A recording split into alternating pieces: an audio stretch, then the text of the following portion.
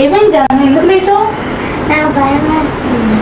అవునా, నీకు ఒక తాడు కడతాను నేను, భయం ఏమి ఉండదు, పడుకోవచ్చు.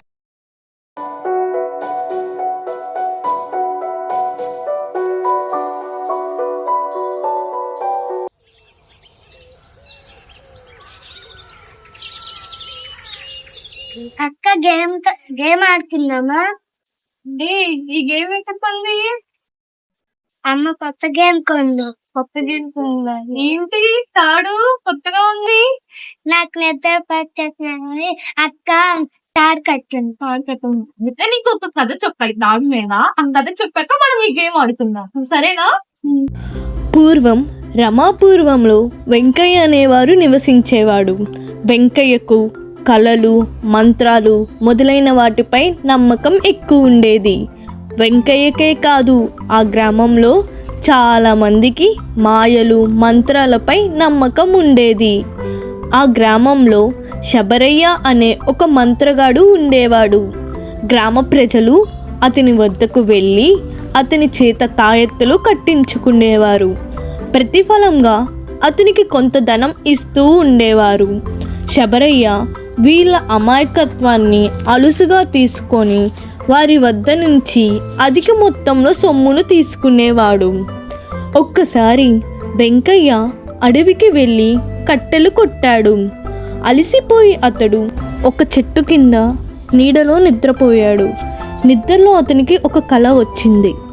ఒక ముసలి అతనిని సమీపించి అతని కాళ్ళను గట్టిగా పట్టుకొని, వెంకయ్య భయంతో "నన్ను వదులు, నా కాళ్ళు వదులు" అని అరుస్తూ మేలుకున్నాడు. మేలుకున్న తరువాత తనకు వచ్చింది కల అని తెలుసుకున్నాడు. భయంకరమైన కల వచ్చింది. కలలు రాబోయే ప్రమాదాన్ని తెలియచెప్పుతాయి, కావున నాకు ముసలి వల్ల ప్రమాదం ఉంటుంది అనుకొని వెంకయ్య వెంటనే శబరయ్య వద్దకు వెళ్ళాడు. శబరయ్యకు తనకు వచ్చిన కల గురించి చెప్పాడు. శబరయ్య వెంకయ్యతో, "వెంకయ్య, నీకు అతి త్వరలో ముసలి వల్ల ప్రమాదం కలుగుతుంది, తప్పదు" అన్నాడు. వెంకయ్య భయపడ్డాడు. శబరయ్య గారు, "బారి నుంచి నన్ను రక్షించండి" అని అడిగాడు. శబరయ్య గంభీరంగా ఆలోచించాడు. తన వద్ద ఉన్న పాత పుస్తకాలను తిరగవేశాడు. ఏవేవో లెక్కలు వేశాడు. చేస్తున్న హంగామా చూసి వెంకయ్యకు భయం ఎక్కువైంది. కొన్ని గంటల తరువాత శబరయ్య వెంకయ్యతో, "వెంకయ్య, నీకు ముసలి వల్ల ఆపద రాకుండా ఉండడానికి ఒక మార్గం ఉంది" అన్నాడు. వెంకయ్య సంతోషంగా, "అదేంటో చెప్పండి" అన్నాడు. వెంకయ్య, "దానికోసం కొన్ని మూలికలు సంపాదించాలి. కుందేలు కాలి గోరు, పిల్లి వెంట్రుకలు, గుర్రపు కాలు కింద మట్టిని సంపాదించాలి. మరి వీటి కోసం చాలా ఖర్చు అవుతుంది" అన్నాడు.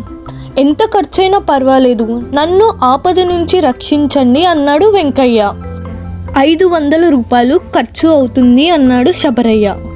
వెంకయ్య తను కష్టపడి సంపాదించిన 500 రూపాయలు శబరయ్యకు ఇచ్చాడు. శబరయ్య వెంకయ్యను మరునాడు రమ్మన్నాడు. నాడు వెంకయ్య శబరయ్యను కలుసుకున్నాడు.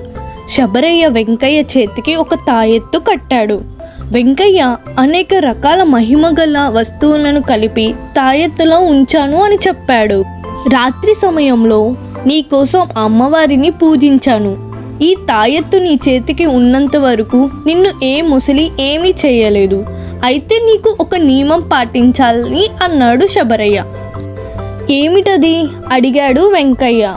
"నీవు సాధ్యమైనంత వరకు నీటికి దూరంగా ఉండాలి. ముఖ్యంగా కాలువలు, చెరువులు, నదులు వద్దకు నువ్వు వెళ్ళరాదు. ఆ ప్రాంతంలో తాయెత్తు మహిమ తగ్గుతుంది" అన్నాడు. వెంకయ్య సరేనని ఆనందంగా ఇంటికి బయలుదేరాడు. వెంకయ్యకు దారిలో ప్రసాద్ కలిశాడు. ప్రసాద్ నగరంలో కళాశాలలో చదువుకుంటున్నాడు. అతడు వెంకయ్యను చూసి, "ఏమిటి వెంకయ్య మామ, హుషారుగా వెళ్తున్నావు" అని పలకరించాడు. వెంకయ్య ప్రసాద్తో, "ప్రసాద్, నేను ఒక గండం నుంచి బయటపడ్డాను" అన్నాడు. "గండమా?" అని ఆశ్చర్యంగా ప్రసాద్ అన్నాడు. "అవునురా, ముసలి నా కాళ్ళు పట్టుకుంది. శబరయ్య దయ వల్ల బతికిపోయాను" అన్నాడు వెంకయ్య. "ముసలి నీ కాళ్ళు పట్టుకుందా? ఎక్కడ, ఎప్పుడు?" అని అడిగాడు ప్రసాద్. కలలో అంటూ జరిగిన విషయమంతా చెప్పాడు వెంకయ్య. ప్రసాద్ వెంకయ్య అమాయకత్వానికి జాలిపడ్డాడు. మామ శబరయ్య తాయెత్తు కడుతూ నీకేం చెప్పాడు అని అడిగాడు. నీటి వద్దకు వెళ్ళవద్దు అన్నాడు వెంకయ్య. నీటి వద్దకు వెళ్ళకపోతే ముసలిని నువ్వు చూడలేవు కదా అని అన్నాడు ప్రసాద్. అవును, మొసళ్ళు నీటిలోనే కదా ఉండేవి. నేను నీటి దగ్గరకు వెళ్ళకపోతే మొసళ్ళు కూడా నన్ను చూడలేవు కదా అన్నాడు వెంకయ్య. అవును అన్నాడు ప్రసాద్.